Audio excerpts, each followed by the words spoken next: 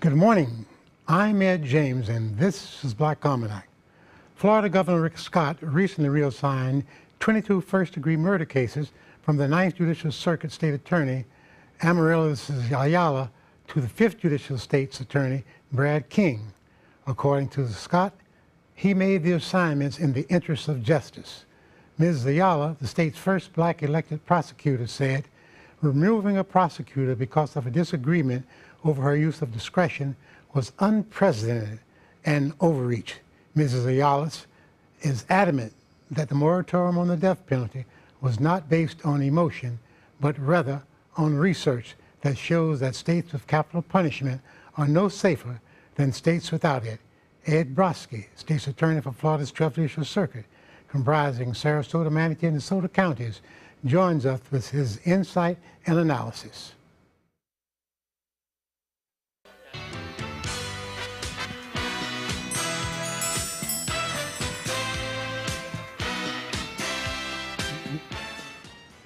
Well, sir, thank you again for stopping by and bringing us some insight into what's going on. Pleasure to be here, Dr. James. I'm concerned that I'm trying to understand something. The state attorney in what is Orange, Osceola in 9th Circuit has decided that she, a newly elected state attorney, will not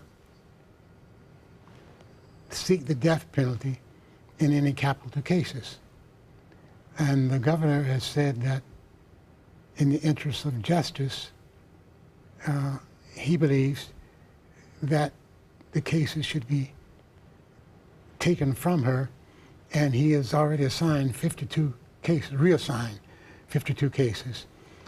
Florida legislature was talking about taking some of her money, but it appears that the state attorney has absolute discretion.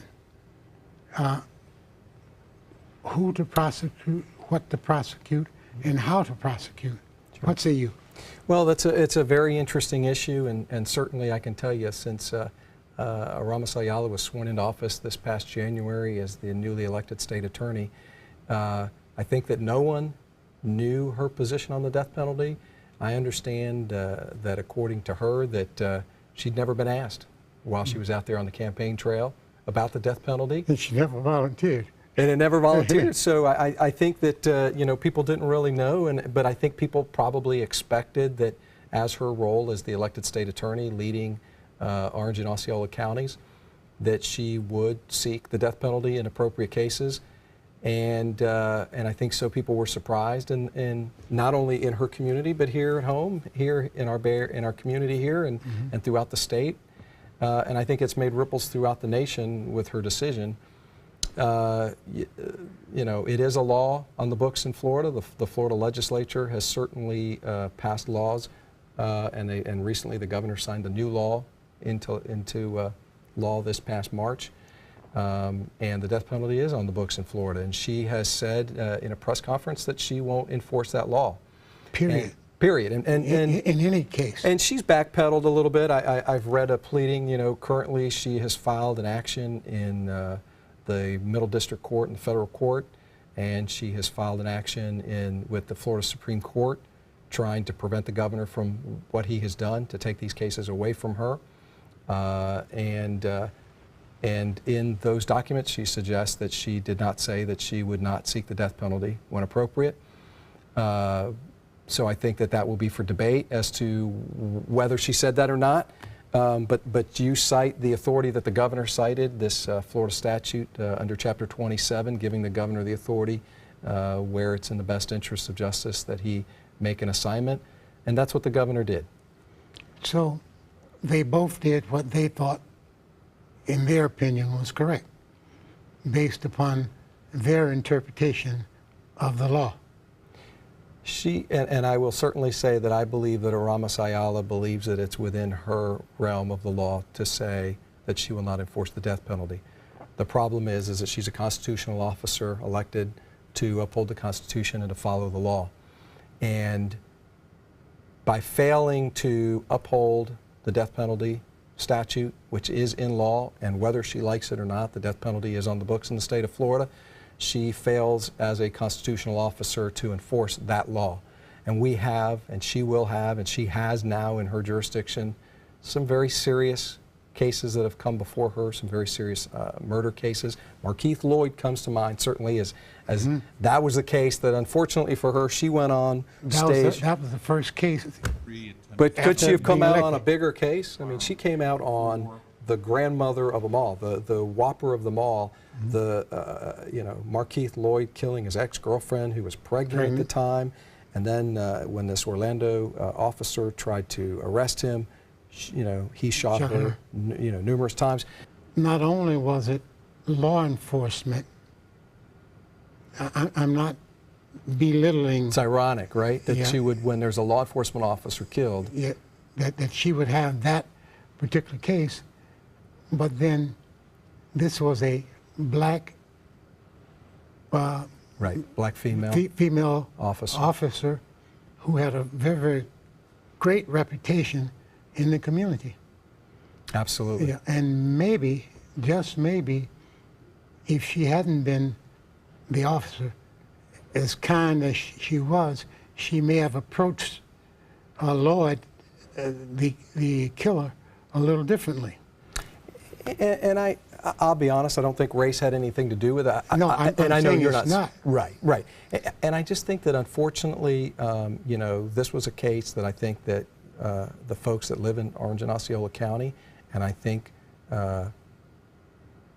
throughout Florida, and I think certainly from the reaction that we've seen from the governor, General Pambondi, and our legislature, both in the House and the Senate, we've seen some strong reaction. I think people, frankly, were shocked.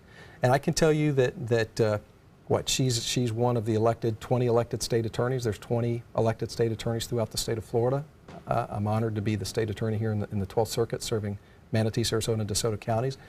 But the other 19 state attorneys, after Ms. Ayala came forward and said that she would not seek the death penalty in any case, we wanted the community to know that she stood alone in that decision. So the other 19 state attorneys released statements saying that we don't stand with her position, we don't align with her position, and that while we understand that the death penalty should be sought in only those rare cases, that it's not every, we want to make sure that we're very careful in those cases that we identify for, identifying and seeking the death penalty, the imposition of the death penalty. We know that it's a very serious consequence, but that we are committed to properly evaluating those cases and deciding when it's appropriate to seek the death penalty.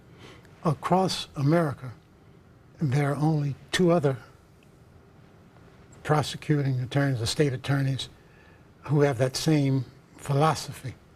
Right. It's very rare to find that philosophy and be the elected district attorney or the state attorney. And it's interesting that one of the others is female. And out in the Midwest, I can't remember just where it is. But there are those who would say hers was an emotional reaction, meaning Ms. Ayala. And she is taking that as a part of her defense. It's not emotional. Now, I have not read, and I've done a lot of research or seen anything where anyone else said that's an emotional female reaction. Right. But she is using that as a part of her defense. The groups who you normally hear from who are anti-death penalty are supporting her.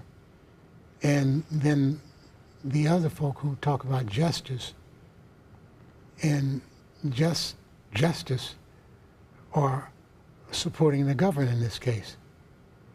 And I remember the job is to ensure justice. In this case, you're saying it's on the Florida book. We've had some issues with it, but it's on the books. And so... Right, it's on the books, and I think that we would be in a different posture. I think we would be in a different place if the state attorney there, Ms. Ayala, had said, that I may not be inclined to pursue it unless it's the appropriate case, but that we will continue to look at the appropriate cases and decide case by case in those cases where it's appropriate. And unfortunately, she put her blinders on, shirked her responsibility as a state attorney, and said that she, off the top, and said, we will never, ever, under any circumstance. And I can give you lots of circumstances where if she said that, you'd be outraged. Well, in this case, most of like we said, of America is outraged who's heard about this case. What does this kind of, I'm looking for the right word, runaway comes to mind, but what does this kind of case do for law enforcement on all ends in terms of prosecutors, jurists, and whatever? Well, it's like you said. I think that that the death penalty will always be debated. I think that there will always be those folks that are strongly opposed to the death penalty, and I think that there's going to be folks that will always believe that there is a value in the death penalty, and I think that that will continue in the future. That's always going to happen. She's certainly raised the debate. She's brought that debate to the forefront of everyone's attention, but at the same time, I think that within her own community and the people that she serves and the law enforcement agencies that she has to work with, I think she's probably harmed their trust in her because they've been very critical of poison the well. I'm sorry? Poison the well. Yes, sir. Do you think that as we go forward across our state, future elections, based upon this instance, do you think one of the questions that will be asked? I think so. Yeah. Absolutely. You're right. For an example, at Tiger Bay, or the Tiger Bay is across Florida, because we have them.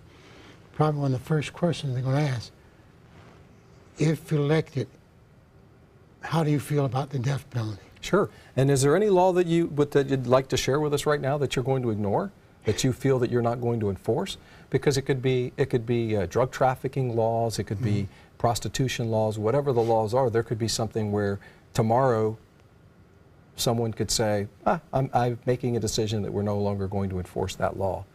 And unfortunately, the voters, and Jeff Ashton, who was the incumbent state attorney who lost that race, I'm sure he wishes that the community and the public had known that before the election.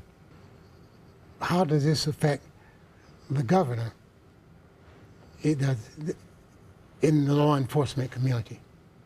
Well, luckily in the other 19 circuits, I think we're fine. I mean, because all of us have expressed our support of the governor and his position. In fact, in these legal actions that have been filed, I expect that prosecutors will be coming forward to say that we support the actions of the governor, and we think that the governor's actions were warranted. It was a warranted response to what occurred. She will have to restore relationships, build trust again, and show that she will seek justice. And I think, and right now, I think that bridge has been broken a little bit in Orange and Osceola County. But at the end of the day, depending on the governor, still is, from what I understand, reviewing his actions, what actions, legal actions he can take, and what actions he decides are appropriate, and whether he'll take further action, we don't know. And certainly we'll have to await to see what the federal court chooses to do and what the Florida Supreme Court chooses to see how they decide this issue. Funding for all state attorneys' offices across, as is with public defenders' offices, is determined by the Florida legislature. Initially, some folk and organizations were so upset that they said, take our funding away. And there was discussion about doing that, and the governor had said at one point that he was considering it. The House and the Senate, Florida, were considering it, and then they changed a little bit. Said, let's take away X number of dollars and distribute among those state attorney's officers who have to prosecute the cases. What does it mean if say, you were selected to prosecute a case from that county? Would the juries be picked locally? No. Actually, and that's why it's a significant resource to, for example, Markeith Lloyd, and then there were 21 cases that subsequently were assigned to the Fifth Circuit, to the state attorney there in the Fifth Circuit in Marion County, Ocala area, to Brad King. And Brad King felt that between himself and some of his attorneys on his staff that they were capable and ready to handle that workload. And I heard Senator Latvala yesterday. The Senate and the House are in budget discussions right now. In fact, I listened to their discussions about the Ninth Circuit and what was going to happen there. Originally, they were talking about taking 21 positions away from her and about $1.3 million out of her budget. These were dollars that were given to her last year, last session, and when they were trying to create a human trafficking task force over there with some domestic violence. And so the Senate is now, it appears to be, from what I heard yesterday, in a position to perhaps cut half of that. Yeah, they have reached a compromise. They've reached a compromise, but my understanding, from what I understood yesterday, the House isn't interested in a compromise. They want to take the entire thing.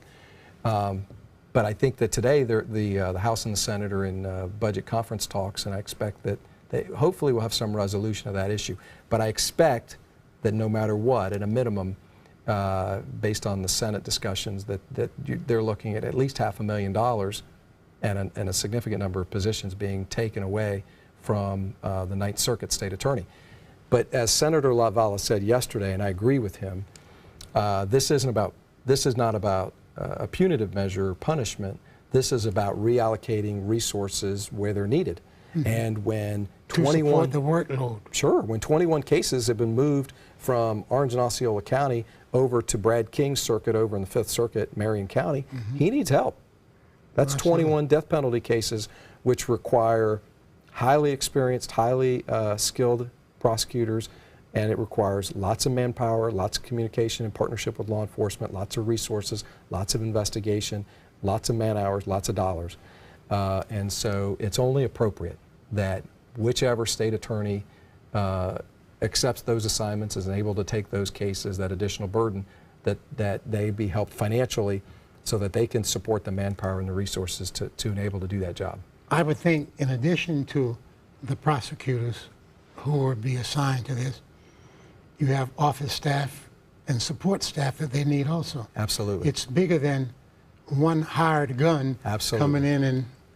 Oh, we're nobody, you know, at my office, you know, we say the troops and the people that help us and that help us do our work is our staff. And you're right, without them, we can't go over to the courthouse and do our job.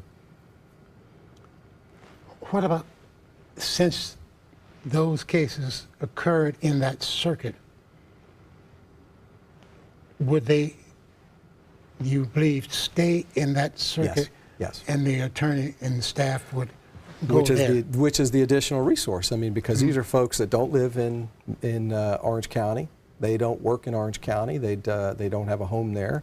They would have to travel there, and everyone has to live out of a hotel and make accommodations and do everything they can, which is obviously another additional expense for those attorneys and it's very inconvenient, you know, as opposed to traveling to your home office and where you live. So yes, they would have to travel to the Ninth Circuit to hear those cases. From where you sit, do you believe that there will be, at the legislative level, something coming up anytime in the near future to talk about cases like this so that you won't have this again? That possible, if a state attorney makes a declaration that they will not do X, Y, Z, then that's tantamount to saying you don't want this job and they can't run. I could certainly foresee that. I think if the Florida Supreme Court resolves this in favor of the governor, then I think the issue's been answered. It's been solved, and the governor will know that he has the full authority to make these decisions when he thinks they're appropriate in the best interest of justice, as he's declared, and likewise with the federal court. So I think that will be telling. I understand that in a few weeks the governor has been asked to reply to the petitions that have been filed by Miss Ayala, because her petition was against the governor and it was against Brad King, the state attorney from the Fifth Circuit that took those cases. So I think we may have some resolution when the courts decide this issue. And it's interesting. So then are we going to have to go civil to decide criminal? Absolutely. And otherwise they are normally separated. Right. What would you say for people who have been following this and maybe watching this program? We're going to wrap this up. What would you say to them? I would say to them that we understand that not everyone supports the death penalty, and we understand that, and that this is going to be one of those issues that are going to be hotly debated. And certainly the actions that Ms. Ayala took are based on her personal beliefs, and she carefully examined them, and she honestly believes, I feel that she's doing the right thing. But here at home, I took an oath as a constitutional officer, as the elected state attorney. I believe that in those appropriate cases that we should seek the death penalty. We're going to do it carefully. We're not going to be, it's not going to be a fast, easy decision. We're going to take our time. We're going to make sure that we do the right thing and that justice is served. So we want folks to know here in our local community here in Sarasota, Manatee, DeSoto County, that if someone does something, commits a capital felony offense, and they warrant it, we will seek the ultimate sanction, which would be the death penalty. I think it's my constitutional oath. I think it's my obligation. I think it's our responsibility, and I think it does serve justice to do that. Well, thank you so much for stopping by and sharing with our community. Thank you for having me. Thank you so much. We'll be talking with you again soon, I'm sure. Absolutely.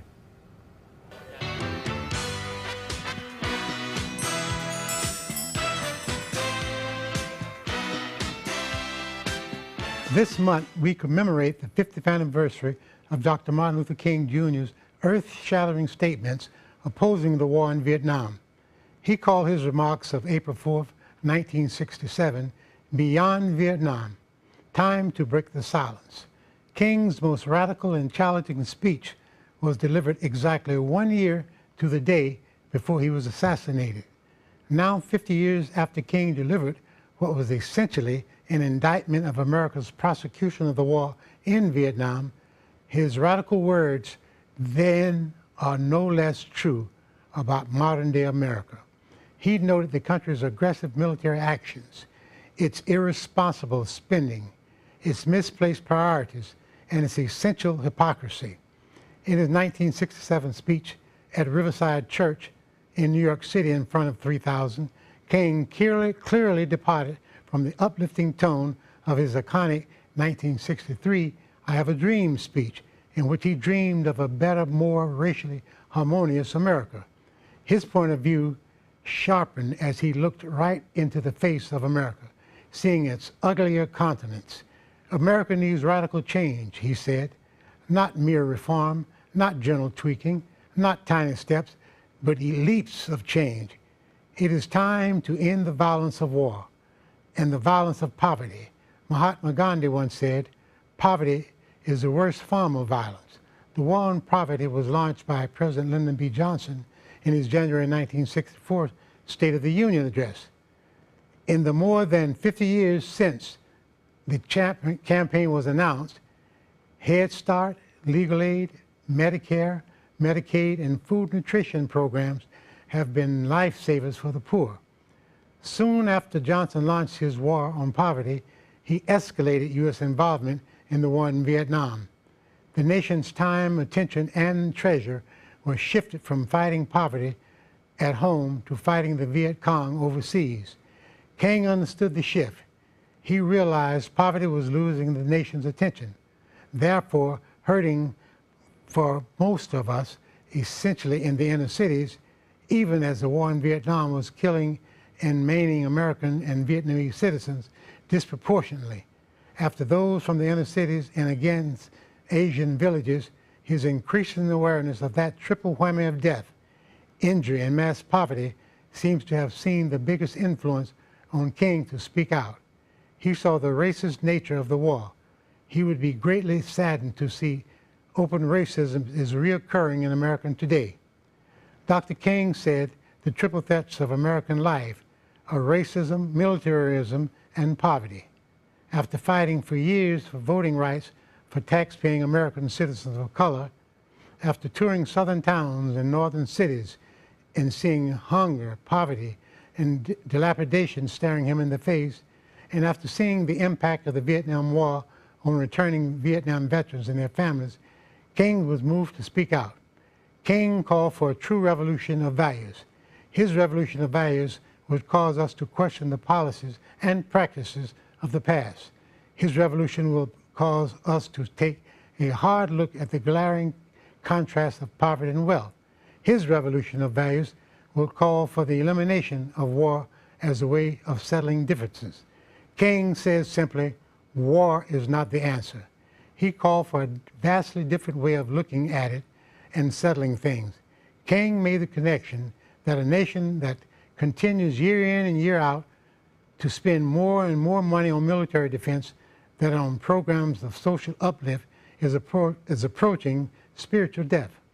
King's comments in his searing April 4, 1967 speech are just as relevant today as they were then. Our spending priorities are still askew, and we are perhaps getting more inclined to approve increased defense spending. And we still have much racism to eliminate against African Americans, Jews, Muslims, and Hispanics. The parallels to then and now are quite striking. Its moral tone, its clear direction, and its challenging purpose. We must be bold if we want things to be better. We will not be able to become Dr. King. We all must become Dr. King. For Black Almanac, I'm Ed James, and that's my final word. Have a blessed Easter, Suncoast. You're special. Yes, you are special. Ladies, mothers, it's that time of year again. Time for the pre-Mother's Day brunch. May 13th at 10 a.m. at the Fett Ballroom located in Lakewood Ranch at the Polo Grill. Honoring mothers, past and present. Come one, come all.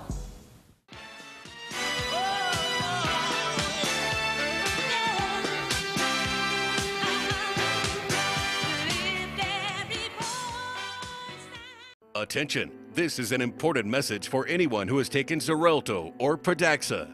If you or a loved one took the blood thinner medication Xarelto or Pradaxa and was then hospitalized for internal bleeding, you may be entitled to significant compensation. Xarelto and Pradaxa have been linked to serious, even fatal internal bleeding. If you suffered a stroke, heart attack, or serious internal bleeding, or if a loved one died after taking Xarelto or Pradaxa, call us now. Our network of attorneys have years of experience fighting the big pharmaceutical companies and is ready to fight for you. Potential claims are being reviewed for users of Xarelto or Pradaxa who have suffered severe bleeding or hemorrhaging, stroke, or even death. Our network of experienced attorneys is ready to fight for you. You won't pay a thing unless your case is settled. Call today for a free confidential consultation. Don't fight this alone. Please call 800-928-6604. That is 800-928-6604.